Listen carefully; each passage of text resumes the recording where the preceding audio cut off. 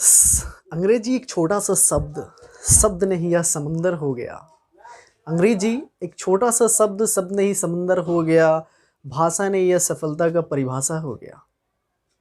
Intelligence का ये tag हो गया। मॉडर्न वर्ल्ड का ये स्वैग हो गया। आती है तो एग्ज़ाम क्रैक हो गया, नहीं आती है तो ग्रोथ पे लगा ब्रेक हो गया। पैर में चुभने वाला ये कांटा हो गया, करियर के गाल पे पड़ने वाला ये चाटा हो गया। अंग्रेजी एक छोटा सा सब्जेक्ट नहीं, ये सब कुछ हो गया।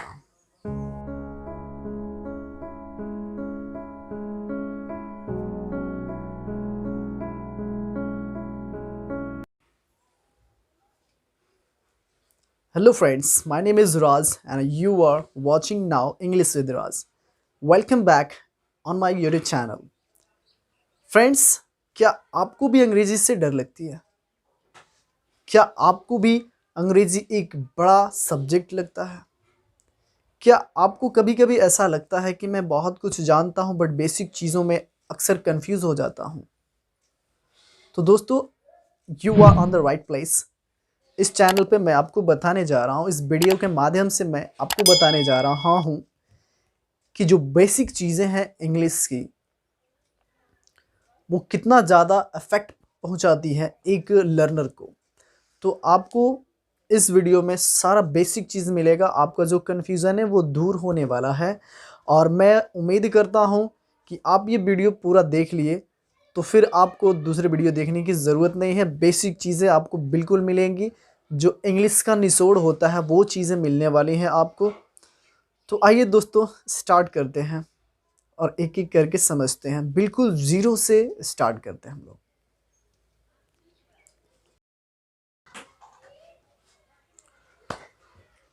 तो दोस्तों, आप देख सकते हैं बोर्ड पे। Now you can look on the board. अंग्रेजी जो है, इंग्लिश अपने आप में एक लैंग्वेज है। लैंग्वेज की बात करें तो लैंग्वेज रिप्रेजेंट करता है आइडियाज़ को, थॉट्स को, फीलिंग को। हम लैंग्वेज जब बात करते हैं भाषा की तो हम अपने थॉट्स को, अपने फीलिंग्स को, अपने आइडिया को रिप्रेजेंट करते हैं, अपने इमोशन को रिप्रेजेंट करते हैं। उसके आगे बढ़ते हैं तो ये थॉट और फीलिंग्स और आइडिया जो है, इसको हम दो फॉर्म से लोगों के जरिए पहुंचाते हैं, लोगों के पास पहुंचाते हैं। वो तो हो सकता है या स्पोकन फॉर्म में या रिटन फॉर्म में।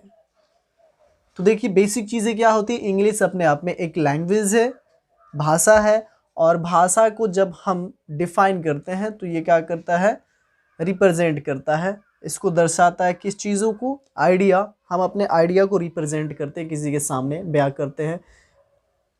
स्पोकन के माध्यम से या रिटन के माध्यम से हम अपने आइडिया को, थॉट्स को, सोच को और फीलिंग्स यानी एहसास को एक दूसरे के प्रति पहुंचाते हैं।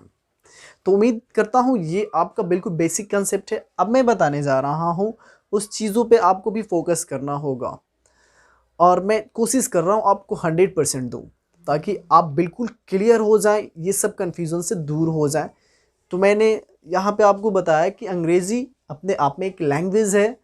सब्जेक्ट के जरिए हम लोग यहाँ पे सब्जेक्ट पढ़ते हैं, लेकिन अंग्रेज़ी को हम लैंग्वेज के हिसाब से पढ़ते हैं। लैंग्वेज के हिसाब से समझे तो अंग्रेज़ी एक लैंग्वेज है और लैंग्वेज को हम रिप्रेजेंट करते हैं। उसमें अपने इमोशन यानी कि आइडिया, थॉट्स और फीलिंग्स को शेयर करते हैं। और उससे आगे बढ़ते हैं तो हम इसको दो तरह से शेयर कर सकते हैं। एक तो अपने फीलिंग्स को, थॉट्स को शेयर करते हैं रिटन फॉर्म में या स्पोकन फॉर्म में, बोलकर या लिखकर। तो दोस्तों, अगर हम बात करें कोर स्किल, इंग्लिश के कोर स्किल 4 तरह से होते हैं। मैंने बोर्ड पे लिख दिया है तो अपन को समझते हैं कि इसको कैसे। जो कोर स्किल है वो 4 होते हैं। एक तो रीडिंग, दूसरा लिसनिंग, तीसरा राइटिंग, चौथा स्पीकिंग। इसको 2 भागों में बांट देते हैं। तो आप गौर करें तो इन दोनों को हम इनपुट मान लेते हैं।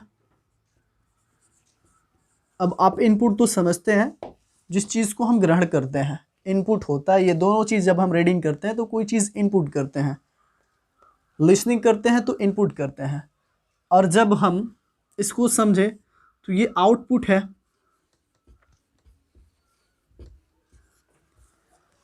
जब पढ़ते हैं हम तो कुछ चीज़ें समझते हैं, वो हम चीज़ को समझते हैं तो ग्रहण करते हैं, उस चीज़ को एक्वायर करते हैं, नॉलेज को समझते हैं। लिसनिंग करते हैं, जब भी हम किसी बात को सुनते हैं तो भी हम किसी चीज़ को ग्रहण करते हैं। जब बात आती है राइटिंग के तो ये आउटपुट है, हम राइट करके किसी को दे देते, आउटपुट जो कि निकलता है प्रोसेस होके। स्पीकिंग क्या है, स्पीकिंग भी हम करते हैं तो प्रोसेस करके आउटपुट देते हैं।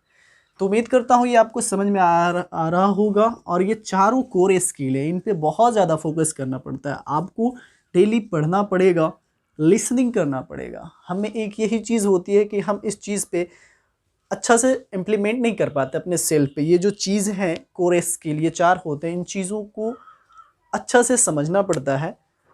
तो क्या है, आपको रीडिंग देना पड़ता है, लिसनिंग करना पड़ता है। फिर रही बात राइटिंग और स्पीकिंग की, और इसमें एक प्लस पॉइंट आता है आपका प्रैक्टिस। तो प्रैक्टिस भी करना ज़रूरी होता है, क्योंकि प्रैक्टिस क्या करता है ना, आपको फ्लुएंट बनाता है, वो भी राइट वे में। ये नहीं कि आप उसका जो वे होना चाहिए, तरीका, उसका फ्लुएंसी कैसे होता है। प्रैक्टिस कर रहे हैं तो आपको प्रैक्टिस एक तरीका में करना होगा, मतलब कि रॉन्ग प्रोनाउंसिएशन नहीं करना होगा। जो भी आपको बोलना है करेक्ट बोलना है, क्योंकि प्रैक्टिस कर रहे हैं। तो प्रैक्टिस में आप अगर रॉन्ग तरीक़ा से प्रैक्टिस करेंगे तो वो आपका हैबिट हो जाएगा।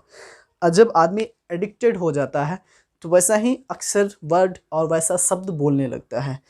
तो एक चीज़, आप जब भी प्रैक्टिस करें तो मेक श्योर आप देख लें कि मैं गलत प्रोनाउंसिएशन कर रहा हूँ या करेक्ट कर रहा हूँ। करेक्ट कर रहे हैं तब तो प्रैक्टिस बहुत अच्छा जारी रखिए, कंटिन्यू रखिए, और एक दिन आपको सफलता मिलेगी। तो ये रहे आपके बेसिक कोर स्किल, जो कि चार होते हैं। एक तो इनपुट है रीडिंग और लिसनिंग, राइटिंग, स्पीकिंग, आउटपुट है। आइए और आगे बढ़ते हैं।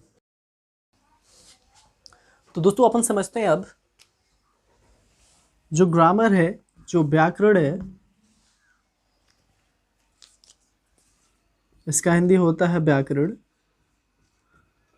ये क्या होता है, सेट ऑफ प्रिंसिपल, यानी ये नियमों का सेट होता है। जब भी हम व्याकरण पढ़ते हैं ग्रामर, तो उसमें क्या होता है ना, ग्रामर में हमें क्या होता है, वोकैब्स हैं, सेंटेंस को कैसे फ्रेम करना है, वोकेबलरी, जो आपके वर्ड होते हैं, जो वोकैब्स होते हैं।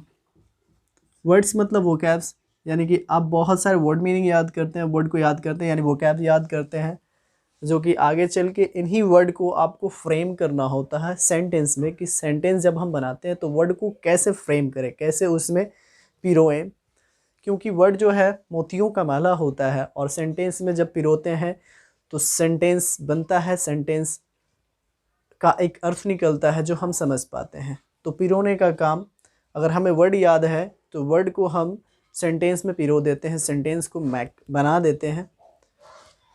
तो ये चीज़ है आपके बेसिक चीज़ें। अब हम लोग नेक्स्ट वीडियो में पढ़ेंगे, क्योंकि ये वीडियो बहुत लंबा हो जाएगा, तो मैं सोच रहा हूँ छोटे छोटे वीडियो में आपको दे दूँ। और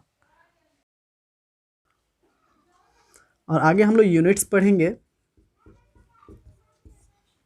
अल्फ़ाबेट क्या है, फिर हम लोग लेटर पढ़ेंगे, लेटर क्या होता है, वर्ड क्या होता है, क्लॉज क्या होता है, एडियम क्या होता है, फ्रेज क्या होता है, सेंटेंस क्या होता है। तो नेक्स्ट वीडियो में इसको हम लोग पढ़ेंगे। तो उम्मीद करता हूँ ये आपको कंसेप्ट समझ में आया होगा, पूरा कन्फ्यूज़न दूर हो गया होगा। मिलते हैं दूसरे वीडियो में, तब तक के लिए बाय।